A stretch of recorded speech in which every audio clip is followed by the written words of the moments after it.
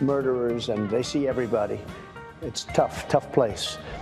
And they were crying. They were actually crying. They said, I'm sorry. They'd say, 2024, sir, 2024.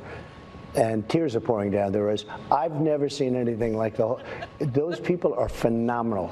Those are your police. Yep. Those are the people that work at the courthouse. Yep. They're unbelievable people. Many of them were in tears or close to it. Were they? Many apologists. We're sorry, sir. We're sorry. Okay. I had to play it again because you know who loves this even more than I do. Yeah. Bob. Hi. It's, you know what, it's there. Someone came to me with tears in their eyes and said, sir, turned up to 11. That story's turned up to 11. Not just one person. Everybody's crying. Everybody's sobbing. It's hard to even walk in there. It was just overflowing with tears. Same story. And people saying they're sorry. Every single time. Yeah, and you're exactly right, though. It's getting bigger. It's like, you know what? It's like the lightsaber battles in the Star Wars movies. First it starts with one, and then there's like three people, and then there's several people, and then there are all the Jedi fighting with lightsabers by like the third movie or fourth movie. So, yeah, there's an exponential growth of people crying in front of Donald Trump. But the truth is that there's an issue with our societal BS detector. I think there's something that our BS detector has blown a gasket. And I'm not talking about us. Yeah. I'm just talking about a frighteningly large percentage of the American population who has no idea or just doesn't care that this is just the biggest pile of excrement that someone could ever say. Yeah. It's like, Charlie Kirk and those guys were doing this thing for throughout the 2020 election where they were saying, I just was coming out of a coffee shop and there were a group of liberals there, like hardcore Democrats, and they were talking about how they were going to try to vote for Donald Trump that year. It's a myth. It's like a talking point that they just keep repeating and recycling. Yeah. And now Donald Trump is part of that, or maybe he's always been part of that. Yeah. But he loves that story. We saw the video of people smiling, the courthouse smirking, the guy that shut the door in his face. Yeah, letting the door slam on Donald Trump. No, they weren't even going to hold the door for that guy. You mean to tell me just like seconds earlier, the guy who let the door close on Donald Trump's face was sobbing over Donald Trump getting, just arraigned? How could they do this? Tears. He had just dried his tears, Bob. Yeah, a guy who probably lived through 9/11 and probably lost some people in 9/11 is like crying because Donald Trump's got to go get arraigned for a day.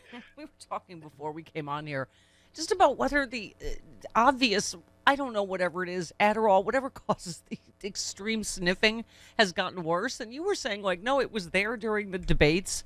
Like, I just feel that's part of the national mainstream media fail, the like elephant in the room that we just like you were talking about the slurring, God bless the United States. Like nobody never got an explanation for that. Just the slurring and the stumbling and the sniffing and that he obviously has a substance abuse problem is just anyway, just part of the insanity of where we've gotten, right?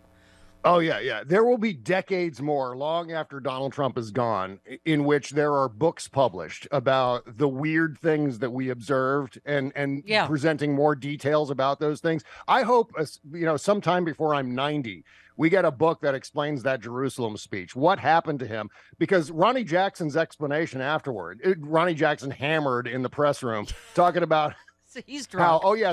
I dried up all of his sinuses, right before a major speech, a major policy initiative. Yeah. I completely effed with his nasal passages or something. Yes, of course, we believe that. The guy who just said that Donald Trump was 6'10", whatever it was, 210 pounds. Right. No way. Right. So we can't believe anything Ronnie Jackson said about why that happened. You know what? I'm totally the Trump derangement guy. That SNL sketch the other night about CN Zen, where there's an app to enjoy the Trump indictment. Yeah. That's totally me. Oh, I mean, me I was loving every second. We talked about this last week. Oh, yeah. People going, we shouldn't have given it coverage. That's how we got here. And I'm like, oh, God, no. It's No. like porn to me. I froze it. I played it again. I Yeah. enjoyed every second of his humiliation. We are due his humiliation after these 7 years of trauma, Bob. Oh yeah, yeah. I've got an IV drip right over here that I use, just that pumps Donald Trump indictment news right into my veins. I can't watch That's- that grumpy face enough. I'm just like, oh my Yeah, God. I mean, look, there's nothing wrong with that. He's an unforgivable bully. He's a menace to society, a dictator in waiting who would destroy democracy if he's elected. Yeah, I'm going to enjoy when he's in trouble. Yes, I'm going to exactly. savor every second of that.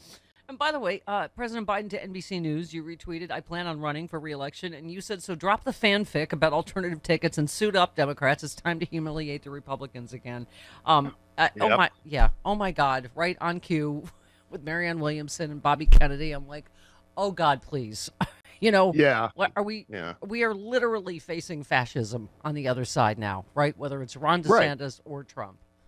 Yeah. Yeah, don't get me started on this because it's some sort of, you talk about the BS detector blowing a gasket. This is another one of those situations where we are on the precipice. I don't think we can impress enough upon people how close we are to losing democracy should an election, all it takes is one election to Yeah. swing the wrong way.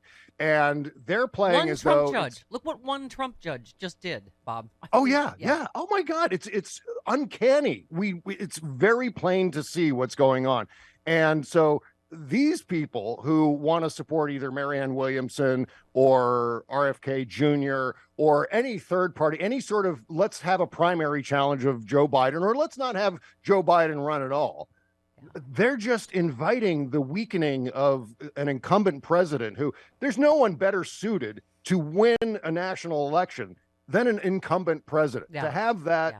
bully pulpit, to have that Yeah. platform going into an election is invaluable. Yeah. And what we want to And I do is speak- undermine this. They're acting as though it's Yeah. like the middle 90s and the stakes aren't anywhere near where they are Right. right now. Right. And It's- I speak as someone that I voted for Elizabeth Warren in the primary, but I got on Yeah. board immediately. I mean, I speak as someone like many of us that maybe Biden wasn't your first choice, but oh my God.